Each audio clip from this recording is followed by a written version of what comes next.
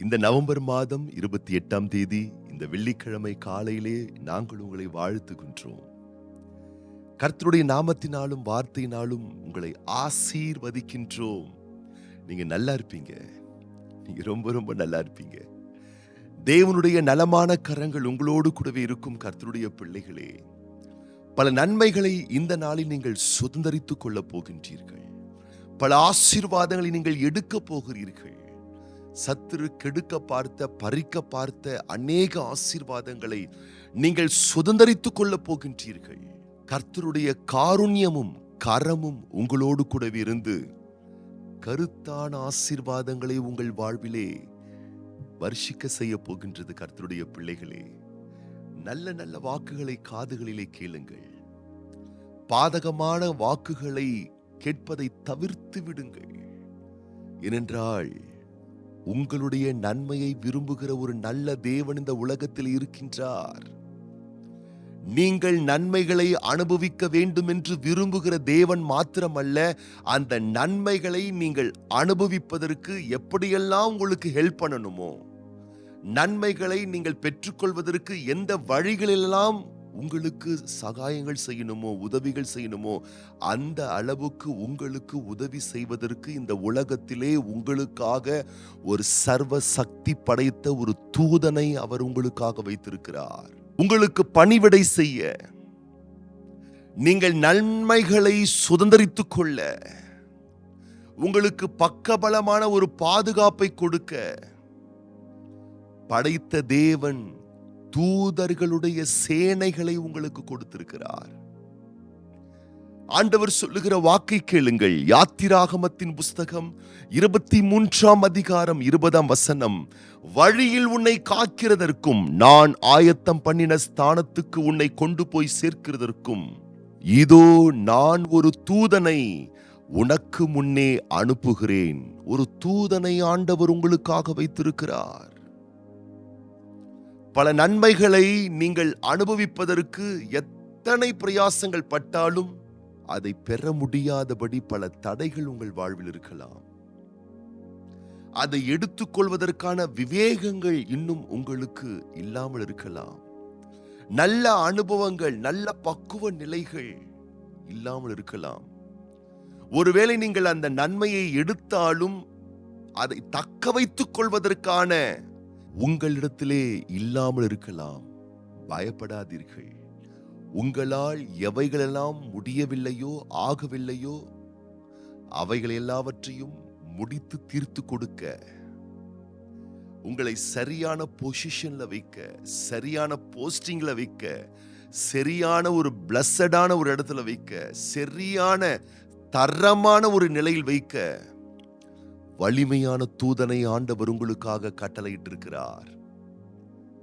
அப்போ உங்க விவேகம், உங்க ஞானம், உங்க பலன் ஒருவேளை ஆப்சென்ட் ஆனாலும் கர்த்தர் உங்களுக்கு பணிவிடை செய்வதற்காக அனுப்பிய தூதனுடைய ஆற்றல் ஒரு நாளும் ஆப்சென்ட் ஆகவே ஆகாது. ஆகவே நம்புங்கள் கர்த்தருடைய பிள்ளைகளே. இன்றைக்கு துணிவுடன் முன்னேறி செல்லுங்கள். துணையாளர் உங்களுக்கு ஒரு தூதனை அனுப்பியிருக்கிறார். உரிமையோடு பேசுங்கள், உரிமையோடு கேளுங்கள். ஆண்டவரே, எனக்காக ஒரு பணிவிடையின் ஆவியை ஒரு தூதனை வைத்திருக்கின்றீரே அப்பா, எனக்கு அந்த தூதன் பணிவிடைகளை செய்யட்டும். எனக்கு முன்னே சென்று கோணல்களை செவையாக்கட்டும். தூதனுடைய சேவைகள் எனக்கு கிடைக்கட்டும்.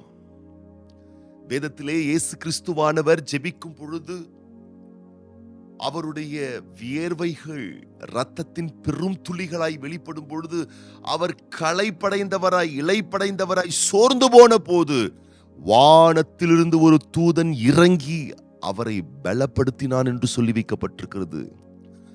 தேவகுமாரனாகிய இயேசு கிறிஸ்துவுக்கே பலப்படுத்துவதற்கு, உதவி செய்வதற்கு ஒரு தூதன் தேவைப்பட்டால் உங்களுக்கும் எனக்கும் ஒரு தூதன் அவசியமாய் இருக்கின்றது அல்லவா? படைத்த பரலோக பிதா ஒரு தூதனை உங்களுக்காக ஆயத்தம் பண்ணி இருக்கிறார். நிச்சயம் உங்களுடைய இக்கட்டுகளில் தூதர்களுடைய சேவைகளை நீங்கள் பெற்றுக்கொள்வீர்கள். நிச்சயமாகவே உங்களுடைய எல்லா சவால்களிலேயும் தூதர்களுடைய பணிவிடைகளை நீங்கள் பெற்றுக்கொள்வீர்கள். இத்தனை ஆண்டுகள் நீங்கள் பெற்றிருக்கிறீர்கள் அறியாமலே, இனிமேலும் பெறுவீர்கள் என்ற நம்பிக்கையோடு உங்களுக்கு ஆண்டவர் வைத்திருக்கின்ற அந்த உயர்ந்த லட்சியத்தை நோக்கி பயணியுங்கள். பரலோக தேவன் பக்கபலமாய் உங்களுக்கு இருப்பார். ஊக்கமாய் இந்த காலையிலே ஜெபியுங்கள் பேரன்பானவர்களே. ஆண்டவர், எனக்காக நீர் ஆயத்தம் பண்ணி இருக்கிற உம்முடைய சொற்படி செய்யக்கூடிய தூதனை எனக்காக நீர் கட்டளையிட்டிருக்கிறீரே, நன்றி என்று சொல்லுங்கள். தூதன் உங்களுக்கு தரமான பணிவிடைகளை செய்ய வேண்டுமேயானால் உங்கள் வாயிலிருந்து தேவ தூஷணம் வரக்கூடாது. தேவ தூதன் உங்களுக்கு பணிவிடை செய்வதற்கு ஏதுவாக தேவ வார்த்தை உங்கள் வாயிலிருந்து வெளிப்பட வேண்டும். குறை பேச்சுக்களை குறைத்து விடுங்கள். தூஷண பேச்சுக்களை குறைத்து விடுங்கள். துதியின் சத்தமும் ஸ்தோத்திரத்தின் சத்தமும் கர்த்தரை மகிமைப்படுத்துகிற சத்தமும் துணிக்கட்டும். தேவ ஜனங்கள் ஊக்கமாய் ஜெபித்துக் கொண்டிருக்கும் பொழுது, அப்போஸ்தலனாகிய பேதுரு சிறைச்சாலையில் இருக்கும் பொழுது மக்கள் ஜெபிக்கிறார்கள். பேதுரு சிறைச்சாலையில் இருக்கிறான். என்ன ஒரு பெரிய ஆச்சரியம்! பேதுருவுக்கு உதவி செய்வதற்காக ஒரு தூதன் அனுப்பப்பட்டு நித்திரையாயிருந்த பேதுருவை அவர்கள் தட்டி எழுப்பி இரும்பு கதவுகளால் பூட்டப்பட்ட காவல் அறையில் இருந்து அவனை வெளியே கொண்டு வந்து விடுதலை இடத்தில் கொண்டு வந்து விட்டார்கள். அந்த தூதர்கள் இன்றைக்கு உங்களுக்கு உதவ போகிறார்கள். எந்த மன அழுத்தத்தில் நீங்கள் இருக்கிறீர்களோ, அடைக்கப்பட்ட நிலையில் இருக்கிறீர்களோ, அதிலிருந்து இன்றைக்கு நீங்கள் வெளியே வருவீர்கள். கர்த்தருடைய பிள்ளைகளே, ஊக்கமாய் ஜெபியுங்கள். இன்றைக்கு உங்கள் பயணத்திலே, இன்றைக்கு உங்கள் சம்பாத்திய வாழ்க்கையிலே, இன்றைக்கு உங்கள் படிப்பு சார்ந்த வாழ்க்கையிலே, இன்றைக்கு உங்களுடைய ஊழியத்திலே, இன்றைக்கு உங்கள் கொடுக்கல் வாங்கல் திட்ட தீர்மானத்திலே உங்களுக்கு ஒரு அற்புதமான ஒரு உதவியை தூதன் செய்ய போகின்றான். நம்புங்கள், விசுவாசிங்கள், தேவனுடைய வார்த்தையை மதியுங்கள், ஜெபியுங்கள், பேசுங்கள். தூதனுடைய பணிவிடையை இன்றைக்கு இந்த நாளில் நீங்கள் பெற்றுக்கொள்வீர்கள். ஆச்சரியப்படுவீங்க. உங்கள் விவேகம் செய்யாதது, உங்கள் அறிவாற்றல் செய்யாதது, உங்கள் அனுபவ அறிவு செய்யாதது, உங்களுடைய பிரயாசங்கள் செய்யாதது. இந்த முயற்சியெல்லாம் வேணான்னு நான் சொல்லல. விவேகத்தோட செயல்படுங்க, ஞானத்தோட செயல்படுங்க, அறிவாற்றலோடு செயல்படுங்க. ஒருவேளை இதெல்லாம் பிரயாசப்பட்டு கூட சில விஷயத்தை சுதந்திரித்துக் கொள்ள முடியலையா, அந்த இடத்திலே தேவ தூதனுடைய உதவிகள் உங்களுக்கு கிடைக்கும். இன்றைக்கு கிடைக்கும். நம்பிக்கையோடு முன்னோக்கி செல்லுங்கள். இன்றைக்கு இந்த வெள்ளிக்கிழமை காலை 10:30 மணிக்கு நம்முடைய திருச்சபையிலே விசேஷமான ஒரு உபவாச ஜெபம் ஏறெடுக்கப்படவிருக்கின்றது. தேவ பிள்ளைகளே, இந்த நாளில் நீங்கள் விசேஷமாக ஆசீர்வதிக்கப்பட போகின்றீர்கள். ஆகவே இன்று நடைபெறக்கூடிய உபவாச ஜெபத்திலே உற்சாகமாய் பங்கு கொள்ளுங்கள். ஒருவேளை நீங்கள் விடுமுறையாய் வேலையில் விடுப்பெடுத்து வீட்டில் இருப்பீர்களானால், அல்லது உங்கள் பிள்ளைகள் ஒருவேளை பள்ளிக்கூட கல்லூரி விடுமுறை என்று வீட்டில் இருப்பார்களேயானால், நேரங்களை விரயமாக்காதீர்கள். ஆலயத்திற்கு வாஞ்சியோடு வாருங்கள். சேர்ந்து உபவாசித்து நாம் ஜெபிக்க போகின்றோம். தேவன் பெரிய காரியங்களை செய்ய போகின்றார். வெகு தொலைவில் இருந்து நீங்கள் ஆன்லைன்ல பார்க்கக்கூடிய தேவ பிள்ளைகளாய் இருப்பீர்களேயானால், விழிப்புடன் இன்று உள்ள உபவாச ஜெபத்திலே பங்கு கொள்ளுங்கள்.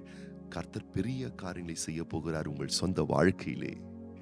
இன்றைக்கு பிறந்தநாள் காணக்கூடிய நம்முடைய அன்பு சகோதரர் N Sundar, sister P Kokila, sister M Sasikala மற்றும் அன்பு மகன் ஆர் ஜோஹன் சாமுவேல் மற்றும் திருமண நாள் காணக்கூடிய சகோதரர் Sudhakar, sister S Sukimala, brother Bhaskar, sister P Kokila. இன்னைக்கு அவங்க திருமண நாள் காண்றாங்க. இவர்களுக்காகவும் நம்ம விசேஷமா ஜெபம் பண்ண போறோம். உங்களுடைய திருமண பிறந்த நாட்களிலும் நாங்கள் ஜெபிக்க வேண்டும் என்று நீங்கள் விரும்புவீர்களேயானால், உங்களுடைய பெயர்களையும் உங்களுடைய விசேஷமான தினங்களையும் எங்கள் வாட்ஸ்அப் எண்ணுக்கு அனுப்புங்கள். உங்களுக்காக நாங்கள் ஜெபிக்க ஆவலோடு காத்து கொண்டிருக்கிறோம். கண்களை மூடி நாம் ஜெபம் பண்ணலாமா? பரலோக பிதாவே, இந்த நவம்பர் மாதம் 28ஆம் தேதி வெள்ளிக்கிழமை இந்த காலையிலே என்னோடு கூடவே சேர்ந்து இந்த வார்த்தையை கேட்டுக்கொண்டிருக்கிற, ஜெபித்துக் கொண்டிருக்கிற ஒவ்வொரு பிள்ளைகளையும் வலக்கரம் நீட்டி தொட்டு நிறுத்தாமே ஆசீர்வதிப்பீராக. பரலோக தேவனுடைய பாசக்கரம் ஒவ்வொரு பிள்ளைகளை தொட்டு ஆசீர்வதிக்கட்டும். இந்த பூவுலகத்திலே உம்முடைய பிள்ளைகளுக்கு உதவி செய்ய, ஒத்தாசையா இருக்க, பணிவிடைகளை செய்ய, உம்முடைய பிள்ளைகளுக்காக ஆயத்தம் பண்ணப்பட்ட உயர்ந்த ஸ்தானத்தில் உம்முடைய பிள்ளைகள் உயர்த்தப்பட ஒரு வல்ல தூதனை நீர் உம்முடைய பிள்ளைகளுக்காக வைத்திருக்கின்றீர் என்ற ஒரு புரிதலை ஏற்படுத்தி, தேவ தூதர்களுடைய பணிவிடைகளை, சேவைகளை, ஊழியங்களை உடைய பிள்ளைகள் பெற்றுக்கொள்வதற்கு ஏதுவான சாத்தியக்கூறுகளை ஏற்படுத்தி தருவீராக. கர்த்தருடைய நாமத்தினால் இந்த காலையிலே உடைய பிள்ளைகள் ஆசீர்வதிக்கப்படுவார்களாக. தேவனுடைய விசேஷமான நன்மைகள் உடைய பிள்ளைகள் வாழ்வில் வருஷிக்க பண்ணுவீராக. இன்றைக்கு பிறந்த நாட்கள், திருமண ஆண்டுகள் காண்கின்ற உடைய பிள்ளைகளை கர்த்தாவே நாமத்தினாலே, வார்த்தையினாலே மனதார வாழ்த்தி நாங்கள் ஆசீர்வதிக்கிறோம். தொடர்ந்து உம்முடைய நேச சிநேக பிரிய பாசமான கரங்கள் உம்முடைய பிள்ளைகளை கரம் பிடித்து நடத்தட்டும். உம்முடைய வருகை வரும் மட்டும் இதுபோல் இன்னும் அநேக பிறந்த நாட்களை, திருமண ஆண்டுகளை உம்முடைய பிள்ளைகள் காணும்படி மனதார வாழ்த்தி நாங்கள் ஆசீர்வதிக்கிறோம். உம்முடைய காருண்யம் உம்முடைய பிள்ளைகளை உயர்த்தட்டும். நன்றாயிருக்கும்படி நலமான ஆசீர்கள் உம்முடைய பிள்ளைகளை பின்தொடரட்டும். வாழ்த்துகிறோம், ஆசீர்வதிக்கிறோம். ஆண்டவர் இயேசு கிறிஸ்துவின் ஆசீர்வதிக்கப்பட்ட நாமத்தினாலே வாழ்த்தி ஜெபிக்கிறோம் எங்கள் நல்ல பிதாவே. ஆமேன், ஆமேன், ஆமேன். நீங்க ரொம்ப ரொம்ப நல்லா இருப்பீங்க.